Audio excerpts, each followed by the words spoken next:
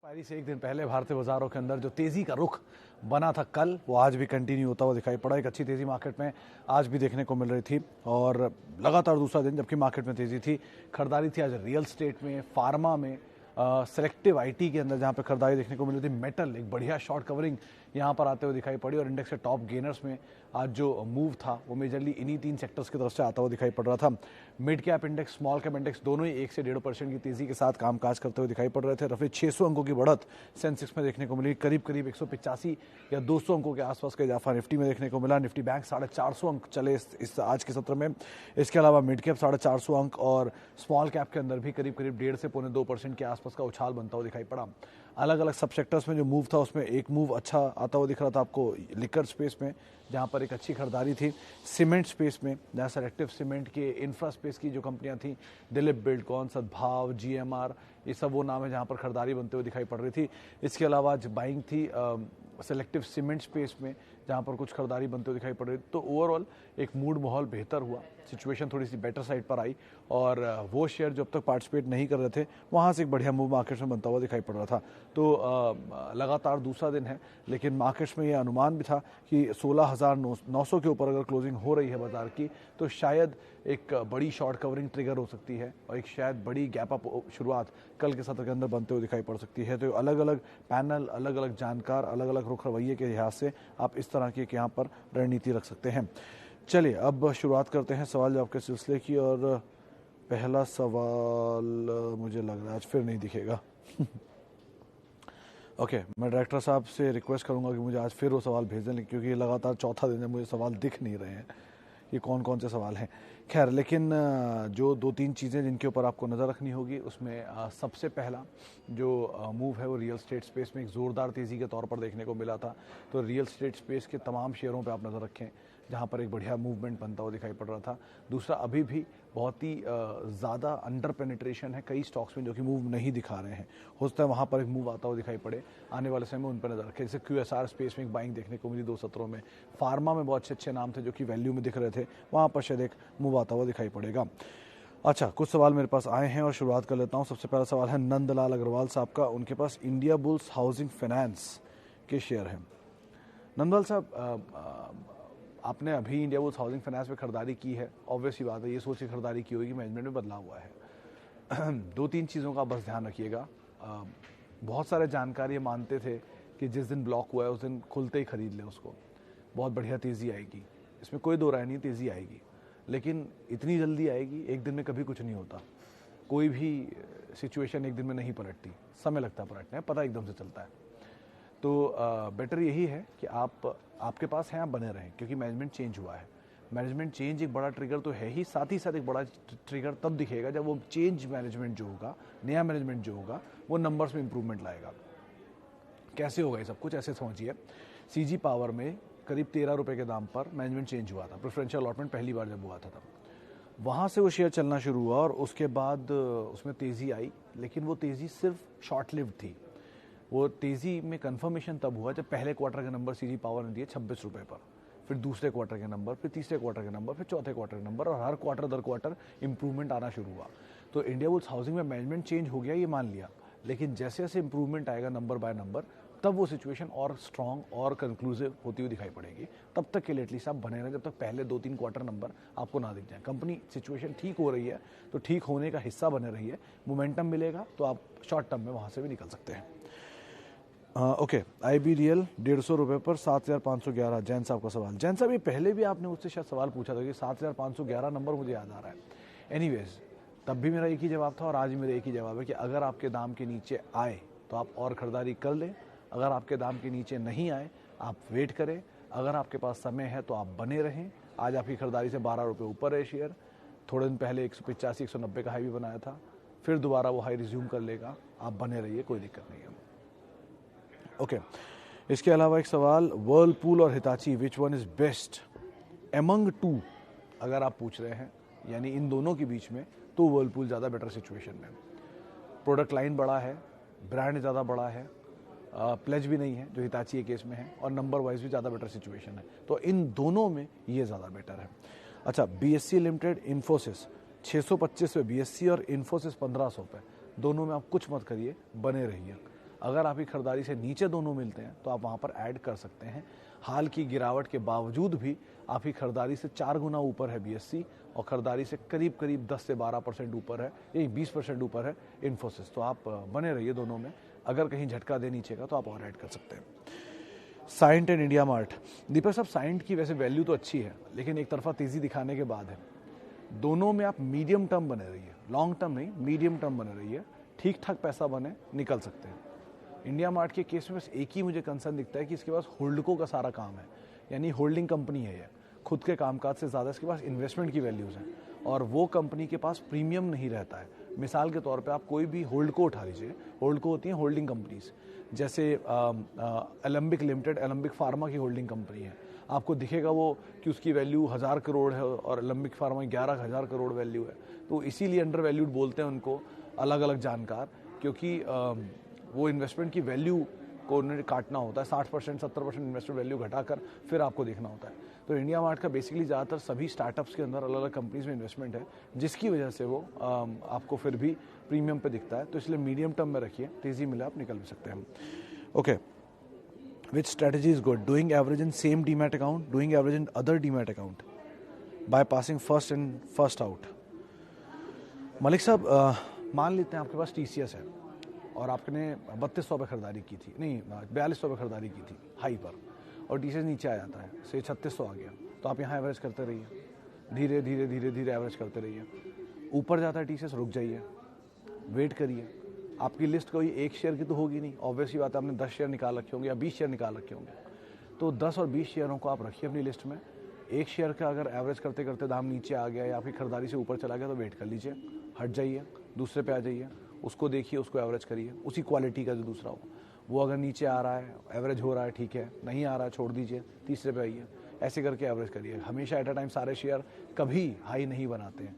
बाजार के all time high पर भी पूरा इंडेक्स ऑल टाइम हाई पर था, लेकिन सारे शेयर ऑल टाइम हाई पर नहीं थे, तब भी 52 वीक स्लो शेयर थे। और आज भी जब बाजार मीडियम रेंज में, तब भी 52 वीक स्लो शेयर, और जिस दिन बाजार अपने हाई लोज को काट रहा था उस दिन भी ऐसे कुछ शेयर थे जो नए हाई बना रहे थे। तो एट अ टाइम सारे शेयर ना तेज़ी पकड़ते हैं ना मंदी पकड़ते हैं। तो अपनी लिस्ट में से वो शेयर को आइडेंटिफाई करिए और अकॉर्डिंगली आपको अलग अलग शेयरों पर अलग अलग टाइम पर एवरेज करते रहना है। अब रही बात दूसरे सवाल की कि एक ही अकाउंट में करें कि दूसरे अकाउंट में। सर, अगर आप पोर्टफोलियो बना रहे हैं तो आपको 2 अकाउंट की क्या ज़रूरत है? आप ट्रेडिंग थोड़ी ना कर रहे हैं। और अगर आप पोर्टफोलियो 2 अलग अलग लोगों का बना रहे हैं तो दोनों अकाउंट में सेव करिए। ये तो आप अपनी पूंजी को इकट्ठा कर रहे हैं फ्यूचर के लिए, तो आप एक अकाउंट में करें, 2 अकाउंट में करें, क्या फ़र्क पड़ता है। लेकिन आपको एवरेज हमेशा नीचे की तरफ करना है, तब तक जब तक वो शेयर के फंडामेंटल एटलीस्ट ना ख़राब हो।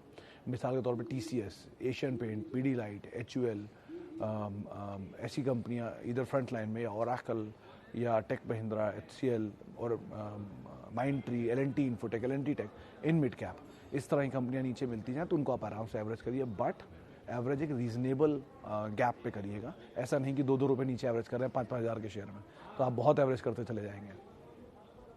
ओके, आगे बढ़ते हैं। Apollo hospital fresh entry please. Manish साहब, परसों के दाम पर सुबह के सुबह शो जो होता है उसमें मैंने साफ साफ कहा था कि अपोलो हॉस्पिटल ले लीजिए, उसमें वैल्यू है, घूम सकता है। नहीं चला उस दिन, मैं मानता हूँ नहीं चला उस दिन, लेकिन उसके बाद से रुक नहीं रहा, लगातार चल रहा है। तो वैल्यू है। मेरे बोलने वाले दिन शायद आइडेंटिफाई हुई नहीं हुई इज़ अ डिफरेंट थिंग, लेकिन वैल्यू तो तब भी थी ना, वो आज हो गई।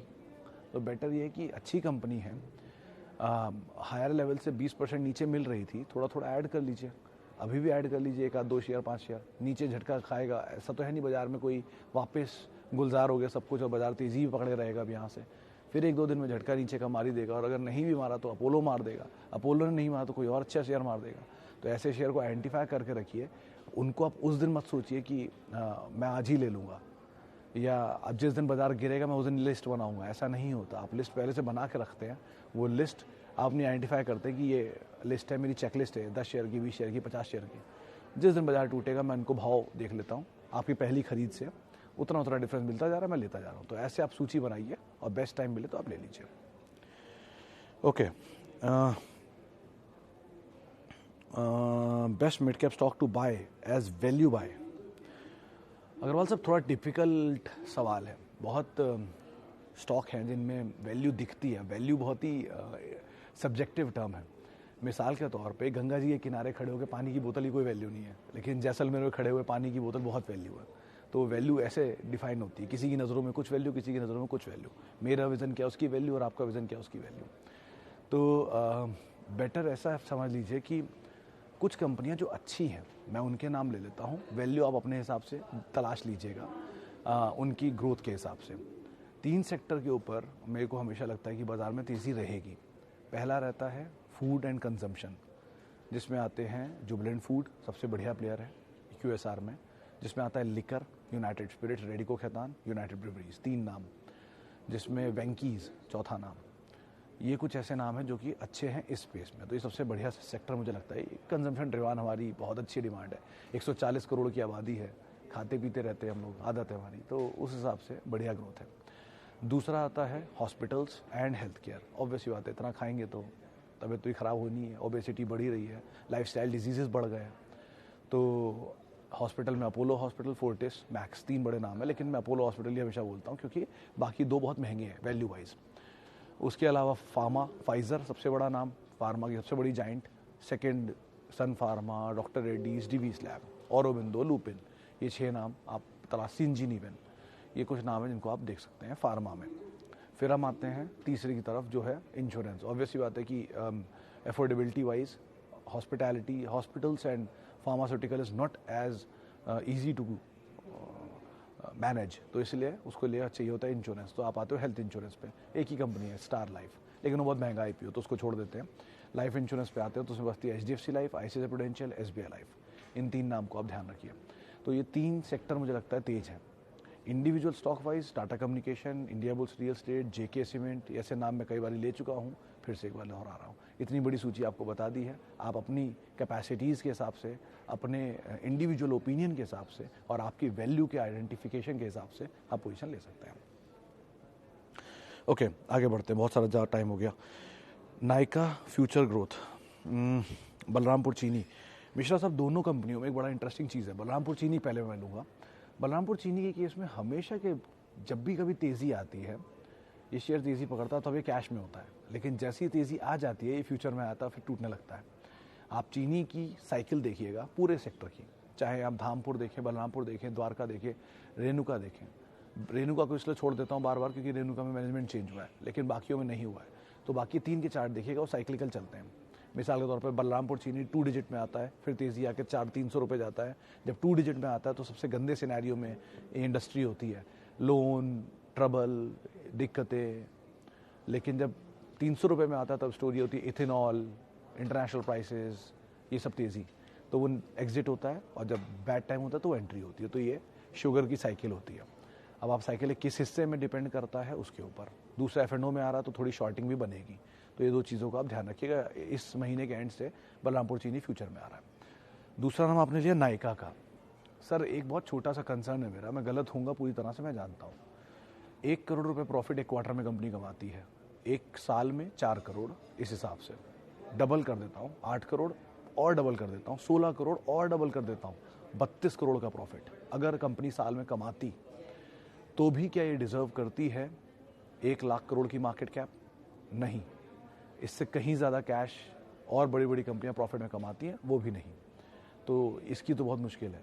हाँ, ये मानता हूँ कि सेल्स का हिस्सा है। तो हमने सुनील सुब्रमण्यम साहब से यही बात पूछी थी म्यूचुअल फंड में, तो उन्होंने एक बात साफ की कि आप 100 अगर कंपनियां रखते हैं अपने पोर्टफोलियो में तो 25 न्यू एज की रखिएगा।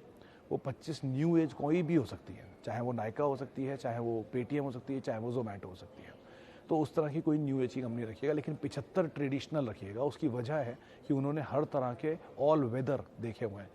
तो जितने वेदर आए इतने सालों में, मिनिस्ट्रीज चेंज, गवर्नमेंट चेंज, नोटबंदी, GST, रिफॉर्म्स बड़े बड़े, इतने सब कुछ देख ले के बाद भी वो रही। तो ऐसे रेशियो बनाइए और उसके हिसाब से आप कॉल लीजिए। ओके, SBI कार्ड पे शबीर साहब एक ही सवाल है मेरा कि मतलब इतना टूट क्यों रहा है? वैसे तो कंपनी बुरी नहीं है, लेकिन कंपनी ठीक ठाक है, आप बने रह सकते हैं अगर आपके पास है तो। लेकिन नई पोजीशन या आप मतलब एग्जिस्टिंग एवरेज थोड़ा बहुत करिएगा, बहुत बड़े लॉट्स पे मत करिएगा। थोड़ा स्टेबलाइज हो जाए चीज़ें तो ज़्यादा आप एवरेज करिएगा, लेकिन हाँ बने रहिए, वो कोई दिक्कत नहीं है उसमें। CMS इन्फो के IPO में पैसा डालना, आज ही मैनेजमेंट से हमने बातचीत की थी। कंपनी तो अच्छी है, लेकिन अगेन OFS यहाँ पर भी आ रहा है, और रकम जो है वो कंपनी के अंदर जा नहीं रही है, तो कंपनी या कारोबार लिस्ट होने जाने दीजिए। आईपीओ की स्थितियां देख के समझ में ही आ रहा है सबको कि वैल्यूएशन हायर साइड पर आ रहे हैं, तो इस तरह के वैल्यूएशन के साथ कोई भी कंपनी आएगी तो नीचे मिल जाए ज़्यादा बेटर नहीं है, तो थोड़ा ईज आउट हो जाने दीजिए। हाल में जितनी भी लिस्टिंग हुई है, क्या होगा, वो थोड़ा आपका लिस्टिंग गेन चला जाएगा ना। अगर अच्छी कंपनी तो नीचे मिल जाएगी, तो स्काई इज़ द लिमिट, कितना भी पैसा बना सकते हैं, क्या दिक्कत है। लेकिन इसमें थोड़ा सा कंसर्न रहेगा, तो बेटर यही कि लिस्ट हो जाने दीजिए, नंबर देख लीजिए, सिचुएशन क्लियर हो जाए, उसके बाद एंटर करिए, सबसे बढ़िया। ओके, IEX होल्ड और एग्जिट। पावा साहब, आज ही किसी जानकार से बात हुई थी, उन्होंने तो बने रहने की राय दी है। 300 रुपये शिवांगी सरदा से, हाँ, 300 रुपये के आसपास उन्होंने टारगेट्स दिए, तो आप तो बने रहिए, वो ज़्यादा बेटर रणनीति रहेगी। और बाकी अगर लॉन्ग टर्म विजन है तो ऑब्वियसली बने रहिए, बस थोड़ा रेवेन्यू के ऊपर नज़र रखिएगा हर क्वार्टर के, कैसे ये कंपनी ग्रो कर रही है। Lastly, how many shares in one portfolio is okay? I have hot 39 shares slowly, is it okay? अगर ये 39 टाइप ऑफ शेयर्स हैं धनंजय जी, तो भी डिपेंड करता है। अगर आप संभाल पा रहे हैं तो आपके ऊपर है, कितना बड़ा घोड़ों का रथ आप बांधेंगे। अगर आप मैनेज कर पा रहे हैं तो बहुत ही अच्छी बात है, अगर आप नहीं मैनेज कर पा रहे हैं तो आपके ऊपर है। आप इतनी कंपनियों के बारे में पढ़ पा रहे हैं, समझ पा रहे हैं, उनके एवरेज देख पा रहे हैं, उनके अर्निंग्स संभाल पा रहे हैं, उनमें रिटर्न जनरेट करने की कैपेसिटी ढूंढ पा रहे हैं, तो बहुत अच्छी बात है। लेकिन अगर नहीं कर पा रहे हैं तो आपकी जितनी एपेटाइट आप उतना रखिए।